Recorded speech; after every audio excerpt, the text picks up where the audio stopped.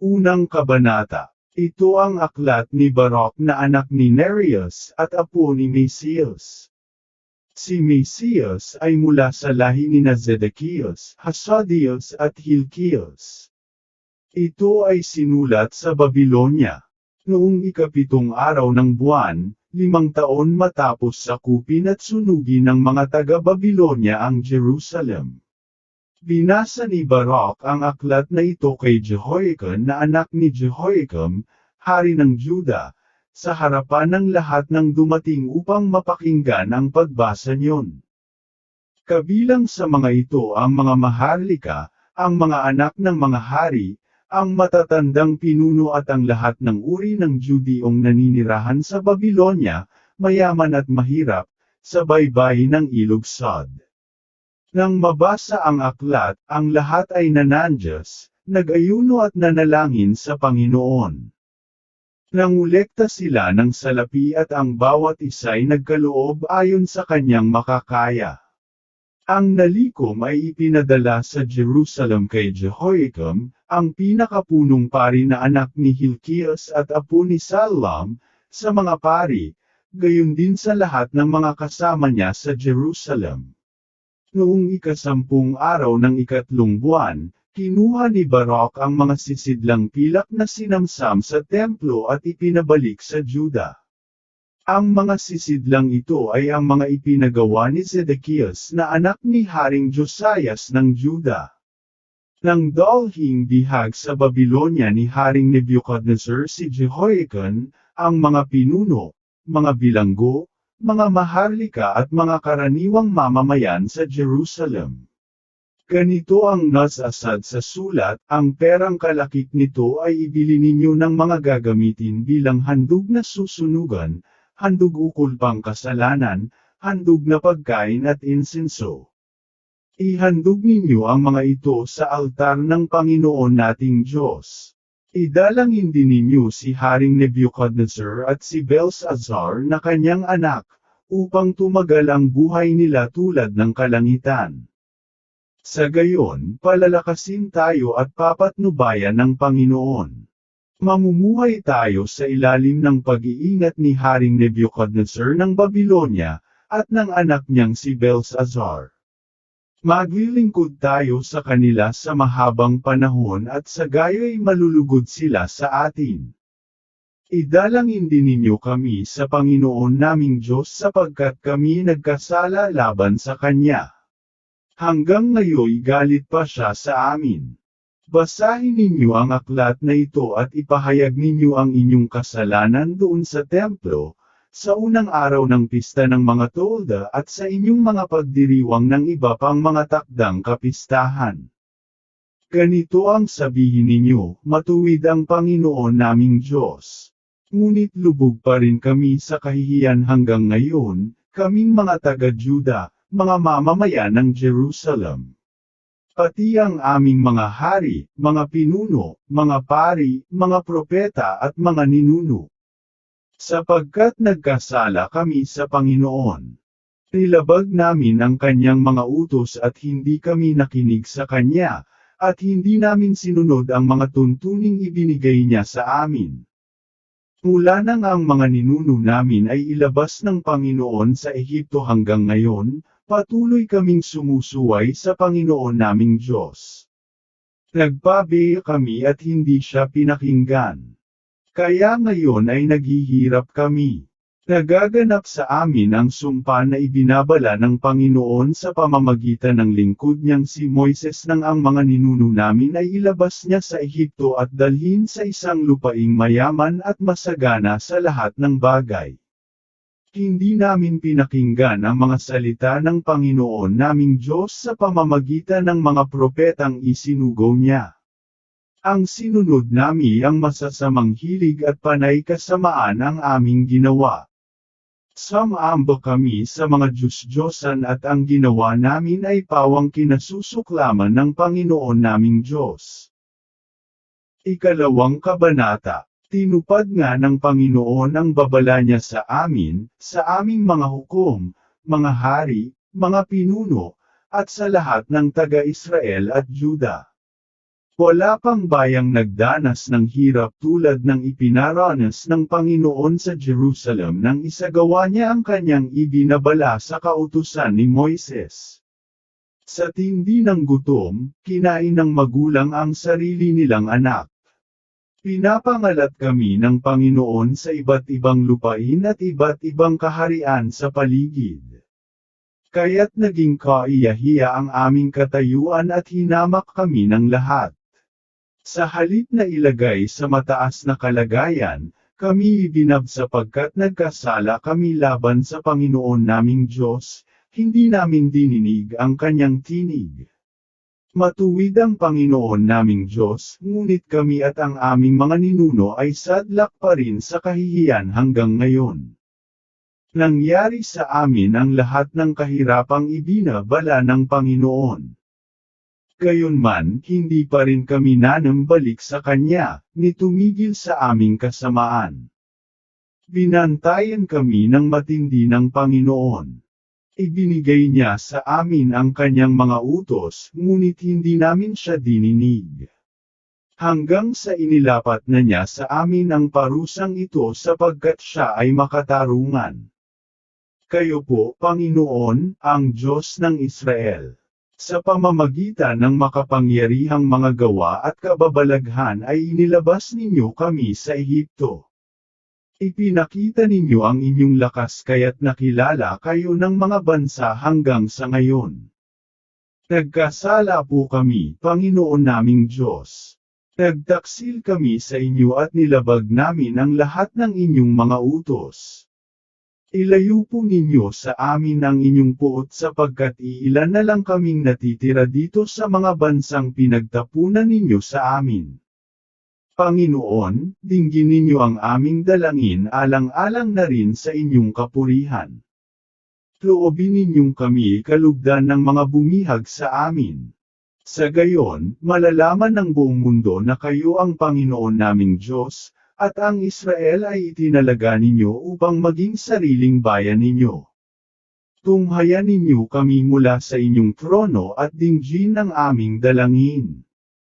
Tingapin ninyo kami. Ang mga patay na nasa Hades ay hindi na makakapagpuri sa inyo o makakapagpahayag ng inyong katarungan.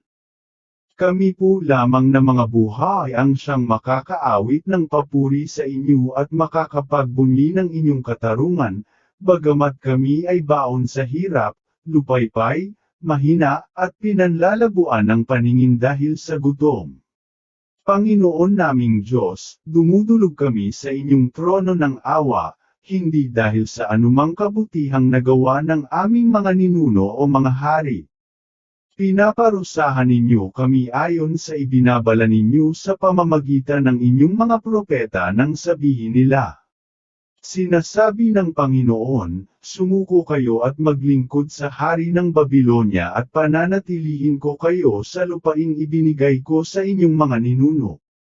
Kapag hindi kayo sumunod sa salita ko at hindi naglingkod sa hari ng Babilonya, papatigilan ko ang lahat ng pagdiriwang at kasayahan sa mga lungsod ng Juda at sa Jerusalem. Pati ang pagdiriwang ng mga kasalan ay di na maririnig sa buong lupain. Ito ay masasalanta at hindi nataitirhan ninyo mon. Ngunit hindi namin sinunod ang inyong utos. Hindi kami naglingkod sa hari ng Babilonya. Kaya naman, tinutuon ninyo ang inyong ipinasabi sa mga propeta na inyong lingkod, nahuhukayan at ikakalat ang kalansay ng aming mga hari at mga ninuno. Gayon nga ang nangyari. Ang kalansay nila'y nakalantad sa init ng araw at lamig ng gabi. Namatay sila dahil sa matinding gutom, digmaan at salot. Dahil sa kasalanan ng Israel at Juda ay hinayaan ninyong mabasak ang inyong banal na templo, at nanatay lang wasak hanggang sa panahong ito. Gayunman, Panginoon naming Diyos, pinagpasensyahan ninyo kami't kinahabagan. Tulad ng ipinangako ninyo kay Moises na inyong lingkod noong ipasulat ninyo sa kanya sa harap ng bayang Israel ang inyong mga utos. Sinabi ninyo noon, Kapag hindi kayo sumunod sa aking mga utos, mauubos kayo at itatapon sa lahat ng dako. Alam kong hindi ninyo ako susundin sapagkat matigas ang inyong ulo. Ngunit sa lupaing katatapunan ninyo ay makapag-iisip-isip kayo. At makikilala ninyo na ako nga ang Panginoon ninyong Diyos. Bibigyan ko kayo ng isipang makakaunawa at pusong masunurin. Pupurihin ninyo ako sa lupaing pinagtapunan sa inyo at aalalahanan ang aking pangalan. Magbabago na kayo at titigilan ang inyong kasamaan, sapagkat maaalala ninyo kung ano ang sinapit ng inyong mga ninuno nang sila'y magkasala sa akin. Kung magkagayon, ibabalik ko kayo sa lupaing ipinangako ko sa inyong mga ninunong sina Abraham, Isaac at Jacob. Mapapabalik sa inyo ang lupaing iyon, pararamihin ko kayo at hindi na mababawasan ang inyong bilang. Gagawa ako ng walang hanggang kasunduan sa inyo. Ako ang magiging Diyos ninyo at kayo naman ay magiging bayan ko. Hindi ko na aalisin ang aking bayan sa lupaing ibinigay ko sa kanila. Ikatlong kabanata. Panginoong makapangyarihan sa lahat, Diyos ng Israel, kami po ay tumatawag sa inyo sa gitna ng aming pagdurusa. Dinggin ninyo kami at kahabagan, O Panginoon, sapagkat nagkasala kami sa inyo. Kayo po ang naghahari magpakailanman, samantalang kami namamatay at tuluyan ng naglalaho. Panginoong makapangyarihan sa lahat, Diyos ng Israel, dinggin ninyo ang aming panalangin. Kami po'y para ng mga patay. Nagkasala sa inyo ang aming mga ninuno nang sila'y hindi tumalima sa inyo, at kami ang nagdurusa dahil sa kanilang kasalanan. Huwag na po ninyong alalahanin ngayon ang kasalanan ng aming mga ninuno, kundi ang inyong pangalan at kapangyarihan. Sapagkat kayo lamang ang Panginoon naming Diyos, at kayo lamang ang lagi naming pupurihin. Ipinunla ninyo sa aming mga puso ang takot sa inyo upang kami ay tumawag sa inyong pangalan. Sa aming pagkabihag, pupurihin namin kayo, sapagkat tinalikuran na namin ang mga pagkakasalang ginawa sa inyo ng aming mga ninuno. Kami ngayon ay nasa gitna ng mga bansang pinagtapunan ninyo sa amin. Kinukot siya at hinahamak nila kami. Pinaparusahan ninyo kami, Panginoon naming Diyos, dahil sa kasamaan ng aming mga ninuno na tumalikod sa inyo. Dinggin mo, Israel, ang mga kautosang nagbibigay buhay, makinig ka at nang ikaw ay matuto. Israel, bakit ka nasa lupain ng iyong mga kaaway? Bakit ka tumanda sa ibang lupain? Bakit itinakwil kang parang patay? At ibinilang na sa mga nasa Hades. Nangyari ito sapagkat itinakwil mo ang bukal ng karunungan. Kung lumakad ka lang sa landas ng Diyos, sana'y namumuhay kang matiwasay sa habang panahon. Hanapin mo ang bukal ng pangunawa, lakas at kaalaman, at malalaman mo kung nasaan ang mahabang buhay, ang liwanag na sa iyo'y papatnubay, at ang kapayapaan. May nakatuklas na ba kung saan nakatira ang karunungan, o nakapasok sa kanyang taguan ng yaman? Nasaan ngayon ang mga tagapamahala ng mga bansa, at namamahala sa mababangas na hayop? Nasaan ang mga naglibang sa panghuhuli ng mga ibon? Nasaan ang mga nagtipon ng pilak at gintong pinagkatiwalaan ng tao, at kailan may dinasiyahan sa kanilang naimpok? Nasaan ang mga nagsisikap magkamal ng salapi ngunit wala namang iniwang bakas ng kanilang pinagpagyuran? Pumanaw na silang lahat, lumipat na sila sa daigdig ng mga patay, at may pumalit na sa kanila. May lumitaw ngang mga bagong lahi at nanirahan sa lupain. Nakita nga nila ang liwanag ng araw ngunit hindi nila nakita ang daan ng kaalaman. Hindi rin nila natuklasan ang landas ng karunungan at hindi rin nila ito nakamtan. Naligaw ring tulad nila ang kanilang mga anak. Ang karunungan ay hindi narinig ng mga Kanaanita, hindi ito nakita ng mga taga-Teman. Hindi rin ito natagpuan ng mga anak ni Hagar at ng mga mangangalakal ng Meren at Teman. Pawang nabigurin ang mga nagkukwento ng alamat at nagsasaliksik ng karunungan. O Israel, anong laki ng sanlibutang pinaninirahan ng Diyos, at anong lawak ng kanyang nasasakupan. Ito'y walang hangganan at di masusukat ang lapad at taas. Noong unang panahon, isinilang ang mga higanti, malalakit malalakas at batikang mandirigma.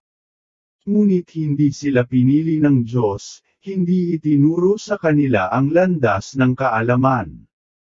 Pumanaw sila dahil sa kawalan ng karunungan, naulipol sila dahil sa kanilang kamangmangan. May nakaakyat na ba sa kalangitan at nakapagbaba ng karunungan mula sa mga ulap? Mayroon na bang nagtawid dagat upang bumili ng karunungan sa pamamagitan ng ginto? Walang nakakaalam ng daan patungo sa kanya, o nakatuklas ng paraan ng paglapit sa kanya. Ang Diyos na nakakaalam ng lahat ng bagay ang tanging nakakakilala sa karunungan. Nauunawaan din niya ito sa pamamagitan ng kanyang kaalaman. Siya ang lumikha at naglagay dito ng lahat ng uri ng mga hayop, nagutos siya at lumitaw ang liwanag. Nanginginig ito sa takot kapag siya'y tumatawag. Tinawag din niya ang mga bituin at madali silang nagsitugon. Narito kami, lamagay sila sa kani-kanilang lugar at masayang nagniningning para bigyang lugod ang lumikha sa kanila. Ito ang ating Diyos, walang makakapantay sa Kanya. Alam niya ang daan ng karunungan, at ito'y ipinagkaloob niya sa lingkod niyang si Jacob, kay Israel na kanyang minamahal, 37. Mula noon, nakita na sa daigdig ang karunungan, at nanatili sa sangkatauhan. Ika-4 na kabanata. Ang karunungan ang siyang aklat ng mga utos ng Diyos, ang batas na mananatili magpakailanman. Ang manghawak dito'y mabubuhay at ang tumalikod ay mamamatay. O bayang Israel, tanggapin ninyo ang karunungan at lumakad kayo sa kanyang liwanag. Huwag ninyong ibigay sa ibang lahi ang inyong karangalan at mga karapatan. Mapalad tayo, mga Israelita, sapagkat alam natin kung ano ang nakalulugod sa Diyos. Takasan ninyo ang inyong loob, mga kababayan, kayong mga nalabi sa bayang Israel. Ipinagbili kayo sa mga dayuhan, hindi upang lipulin. Ipinasakop kayo sa iba sapagkat ginalit ninyo ang Diyos. Nang maghandog kayo sa mga demonyo sa halip na sa Kanya, nilait ninyo ang sa inyo'y lumikha. Kinalimutan ninyo ang Diyos na walang hanggan na sa inyo'y nag-alaga sa pasimula, at dinulutin ng pighati ang Jerusalem na sa inyo'y nag-aruga. Nakita ng Jerusalem ang parusa ng Diyos sa inyo at kanyang sinabi, mga karatig bayan ko, ako'y pinararanas ng Diyos ng matinding hirap. Ang mga mamamayan ko'y ipinabihag ng walang hanggang Diyos sa kanilang mga kaaway. Maligaya ko silang pinalaki, ngunit nanandyes ako sa pagdadalamati ng sila'y kunin sa akin. Huwag sanang ikagalak ninyo man ang aking kasawian. Naiwan akong nangungulila at balo, dahil sa pagkakasala ng aking mga mamamayan. Tinalikuran nila ang kautusan ng Diyos at ako'y naging isang bayang wasak at tiwangwang. Hindi nila pinahalagahan ang kanyang mga utos.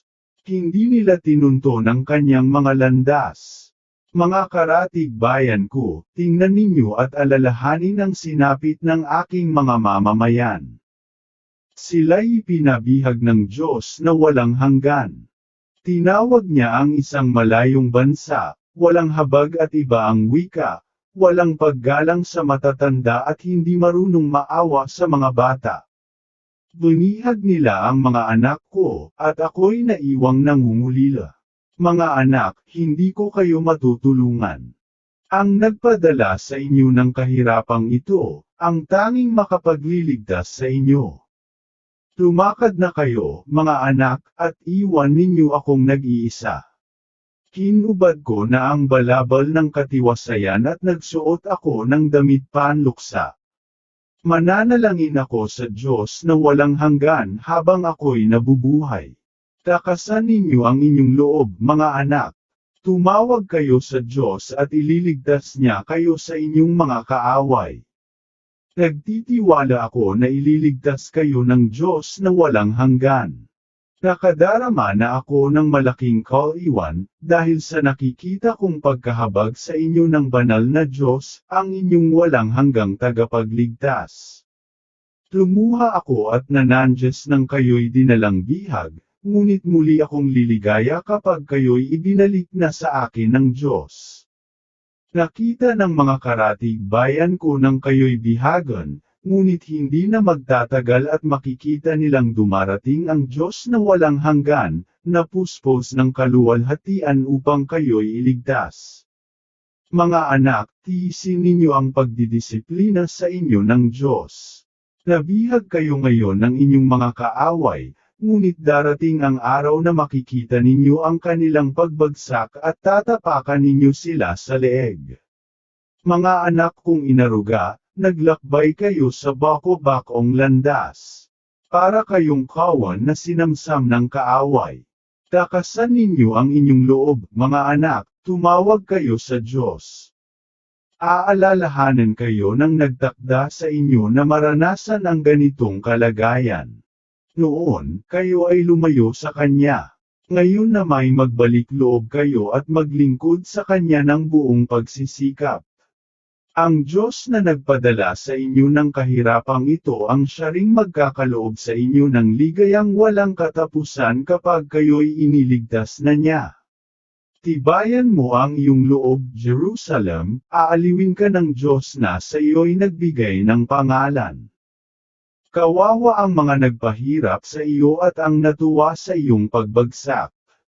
Kawawa ang mga lunsod na umalipon sa iyong mga anak. Kawawa ang lunsod na bumihag sa iyong mga anak, kung nagdiwang siya noong ika'y bumagsak at mawasak, ngayoy mananangis naman siya sa daranasin niyang kapahamakan. Pupuksain ko ang marami niyang tauhan na labis niyang ipinagmamayabang, ang pagmamalaki niya'y mauuwi sa panaghoy. Ako ang Diyos na walang hanggan, pauulanan ko siya ng apoy, masusunog siya sa loob ng maraming araw hanggang sa matupok ng tuluyan, at siya ay paninirahan ng mga demonyo sa loob ng mahabang panahon. Jerusalem, tumingin ka sa silangan, at tingnan mo ang kagalakang dulot sa iyo ng Diyos. Narito't dumarating na ang mga anak mong itinapon, nagkakatipon sila ayon sa tawag ng kabanal-banalang Diyos. Dumarating sila mula sa silangan at sa kanluran na nagpupuri sa kanyang kaluwalhatian. Ikalimang kabanata, Jerusalem, hubarin mo na ang damit panluksa at isuot mo ang walang hanggang kaluwalhatian ng Diyos. Ibalabal mo ang kanyang katwiran at iputong mo sa iyong ulo ang korona ng kaluwalhatian ng Diyos na walang hanggan. Itatanyag ka niya sa lahat ng dako. Tatawagan kang, kapayapaang bunga ng katwiran at kaluwalhati ang bunga ng pagiging makadiyos. Jerusalem, tumayo ka at umakyat sa mataas na burol. Tumingin ka sa silangan at tanawin mo ang iyong mga anak na sa isang tawag lamang ng banal na Diyos ay natitipon mula sa silangan hanggang sa kanluran. Nagagalak sila sapagkat hindi sila kinalimutan ng Diyos. Pilit silang inagaw sa iyo at kinaladkad palayo, ngunit ngayoy ibinabalik sa iyo na sakay sa kaluwalhasyang wari na kaupo sa maharlikang trono. Iniutos ng Diyos na patagin ang matataas na bundok at walang hanggang burol, at tambakan ang mga libis upang panatag na makabalik ang bayang Israel na puspos ng kaluwalhatian ng Diyos. Sa utos niya'y lilito ang maraming mababangong punong kahoy upang liliman ang Israel. Aakayin sila ng Diyos, at babalik silang masaya na pangangalagaan ng kanyang habag at katwiran, at liligaya sa liwanag ng kanyang walang hanggang kaluwalhatian.